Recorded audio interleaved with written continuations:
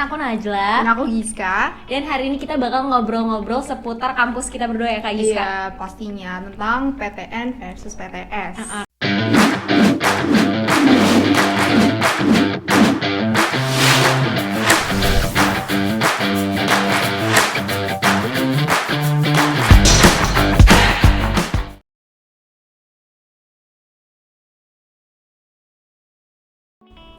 Halo Kak Giska, halo Najla. Nah, kalian boleh kenalan gak nih dari kampus mana? Oke, dari aku dulu ya. Aku tuh Giska dari Sekolah Tinggi Ilmu Manajemen dan Akuntansi semester 7 dan jurusan Manajemen SDM. Kalau Najla? Halo semuanya, kenalin nama aku Najla.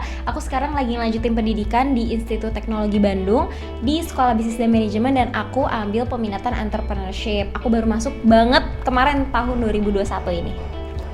Oke, kalian kenapa sih bisa milih jurusan manajemen?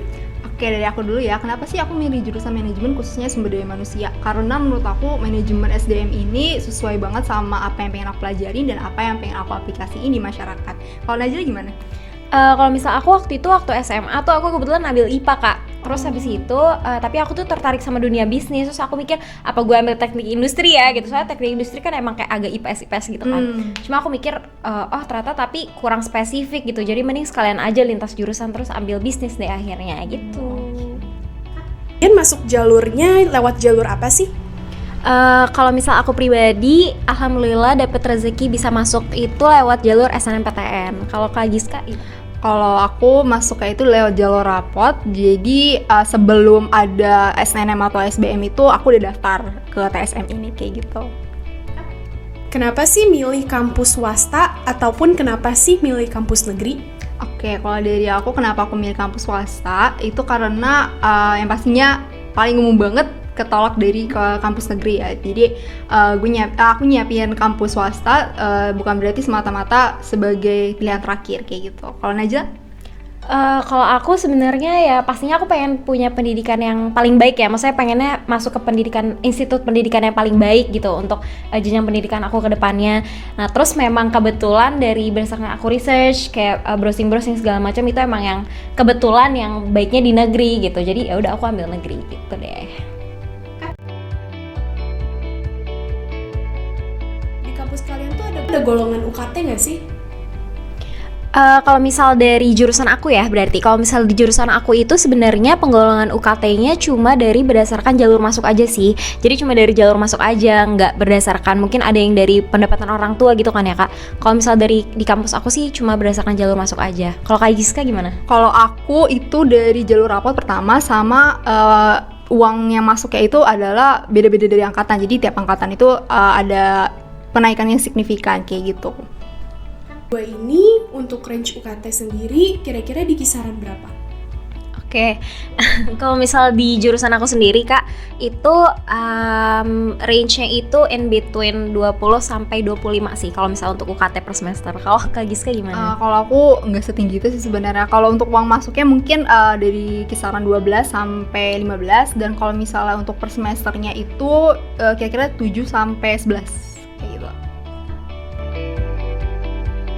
Dengan UKT segitu, kalian dapat fasilitas kampus apa aja sih? Oke, kalau dari kampus aku itu fasilitasnya itu cukup buat, kalau offline ya, cukup benar-benar yang bikin mahasiswa atau mahasiswi itu puas ya, apalagi juga dosen. Jadi kita cukup masuk untuk pembelajarannya, dari pos pembelajarannya ataupun untuk UKM-UKM itu cukup banget kayak gitu. Kalau Najla gimana? Aku kebetulan juga kemarin baru kampus tour tuh Kak, baru banget ngerasain sekolah di sana. Terus habis itu buat fasilitasnya sih menurut aku kayak maksudnya relate gitu lah, kayak align sama UKT yang kita bayar. Adakah fasilitas kampus yang jarang kampus lain punya nih? Coba kita sebutin salah satu deh. Di kampus aku punya lift. Kamu pasti tadi udah punya lift? Iya, ada lift juga. Ada lift, ada auditorium, terus ada lapangan, terus apa lagi? Kalau di aku mungkin yang jarang kampus lain punya tuh kita di ITB ada digital printing. Jadi kayak kalau misal mau bikin project gitu yang kayak simulatornya gitu tuh ada langsung gitu, kita bisa bikin gitu. Wow. Perkuliahan kalian biasanya pakai bahasa pengantar apa? Kalau dari aku bahasa untuk bukunya tuh pasti bahasa Inggris semua, tapi kalau untuk pengantar pengajar dari dosen-dosennya itu pakai bahasa Indonesia. Kalau Najla? Kayaknya emang kalau jurusan manajemen tuh umumnya bahasa Inggris nggak sih Kak bukunya? Iya. Aku juga sama, bukunya tuh bahasa Inggris juga. Terus sebelum aku lecture tuh biasanya ada kayak baca dulu gitu, baca jurnal itu juga bahasa Inggris. Sama kalau aku emang pengantarnya bahasa Inggris sih, full bahasa Inggris. Untuk sistem pembelajaran di kampus gimana tuh? Lebih banyak praktek, teori, atau apa gitu yang lain? Kalau misal di kampus sendiri tuh aku lebih ke banyak praktek gitu sih Kak. Jadi tuh kalau misal kayak ibaratnya aku setiap matkul tuh pasti ada projectnya gitu. Terus kayak misalnya projectnya tuh bikin bisnis proposal, bisnis pitching. Terus abis itu kita kayak perform our talents kayak gitu-gitu. Kalau Kak Giska gimana? Oke, kalau dari aku mungkin dari kalau semester awalnya itu masih lebih ke teori ya. Jadi kita bener-bener di push banget di semester awal untuk ngejar mata kuliahnya. Tapi ketika kita udah masuk semester 5, udah masuk penjurusan keuangan atau pemasaran atau SDM, itu kita udah mulai dibikin pola pikir untuk ketika kita di lapangan kerja. Mata kuliah terngangong-ngangong atau tersulit tuh apa? Mata kuliah paling sulit ya? Sebenarnya sih karena aku nih masih TPB ya. Jadi kayak di ITB tuh ada 1 tahun pertama tuh ada masa TPB gitu, kayak masa penyetaran gitu Kak. Yang lumayan bikin susah, yang lumayan susah matkulnya menurut aku tuh Introduction to Business sih. Itu lumayan susah. Sebenarnya ada matematika bisnis itu lumayan susah, cuma karena dia mathematics jadi ilmu pasti kan, kayak bisa aku pelajarin gitu rumusnya. Cuma kalau Introduction to Business tuh emang logic gitu yang kayak lo belajar pasar, ngeliat pasar tuh gimana Berarti gitu. secara nggak langsung kalau Najla itu lebih sukain sama ilmu pasti gitu ya? Iya, mungkin karena bawaan IPA kali ya. Oke. Kalau Kak Giska gimana itu nih? bisa banget sih. Karena kalau aku malah sukanya ilmu yang nggak pasti. Oke. Kayak gitu. Malah kayak berbanding terbalik nih kita. Iya, gitu. Karena kalau misal ditanya, tadi kan kalau kata Najla matematika bisnis kan ilmu pasti ya, dan itu lebih gampang. Kalau menurut aku malah matematika bisnis itu karena ilmu pasti itu lebih susah dimengerti gitu loh. Karena harus paham, pemikiran kita harus sama-sama yang seperti yang di buku. Pas pembelajaran online kayak gini, kalian itu lewat media apa sih biasanya?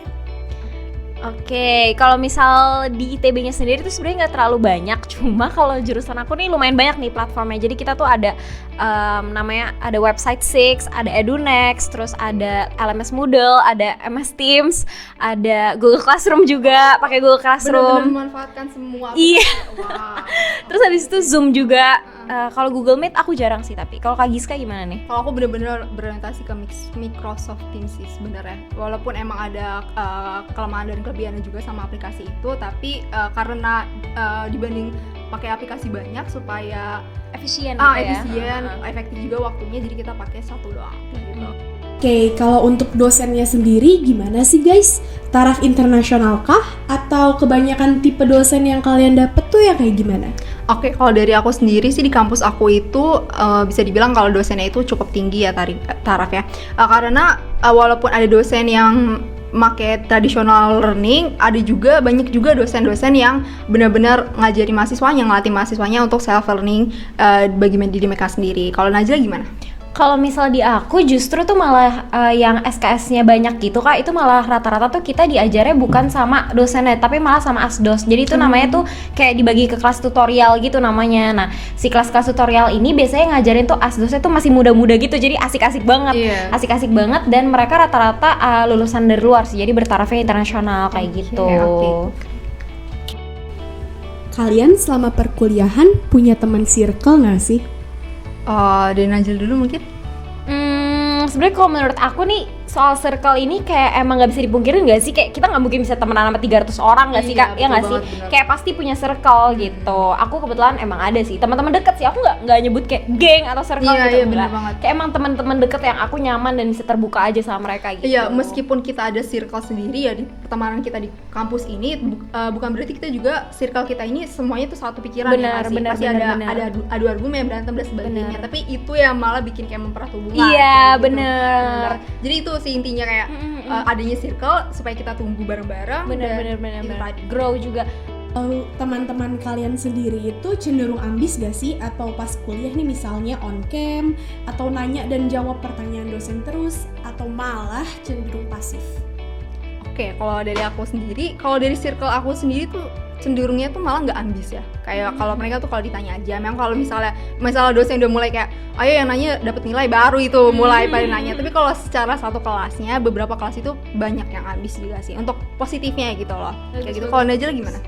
Kalau misal aku emang cenderung ambisius sih, teman-teman aku lebih cenderung, maksudnya secara keseluruhan di angkatan gitu ya, itu ambisius. Terus habis itu emang lingkungannya tuh dibuat kompetitif sekompetitif mungkin gitu, kayak lebih malah didorong untuk kita harus kompetitif gitu loh. Kayak, Tapi in a nice way. iya. Oke, sekarang kita akan membahas tentang hedonisme. Membahas tentang hedonisme pastinya ada di setiap kampus kan? Nah, kalau di kampus swasta dan di kampus negeri, gimana tuh hedonismenya? Silakan Najla.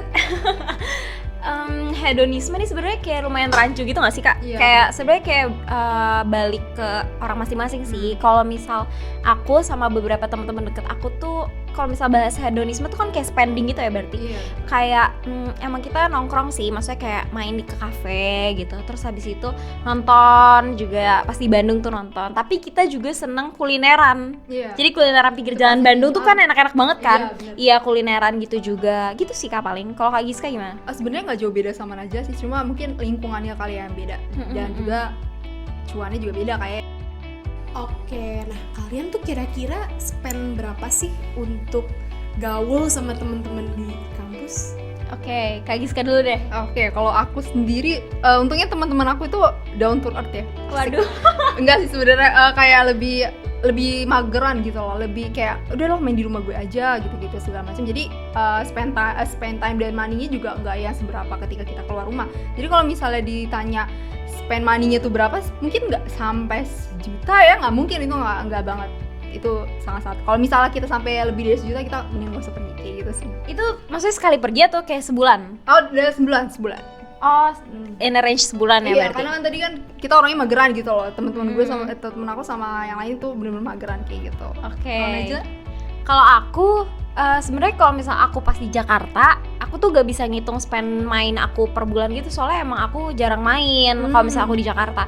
Tapi waktu aku di Bandung ngekos kan, pas ngekos di Bandung itu perkiraannya sebulan mungkin habisnya kayak in a range 2 kali ya, sekitar 2 gitu, 2 sampai 2,5 gitu. Iya. Kalau itu untuk main ya gitu, untuk kayak makan dan lain-lain. Bisa dimengerti sih ya.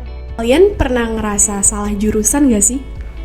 Singkat, padat, dan jelas ya, aku tuh nggak pernah ngerasa salah jurusan. Mungkin lebih ke insecure aja kali ya tentang jurusan aku, karena nggak bisa dipungkiri jurusan manajemen itu kadang memang suka di underestimate, karena ngerasa kayak jurusan manajemen ketika di lapangan kerja itu pasti bisa diambil sama jurusan lain. Kalau Najla gimana?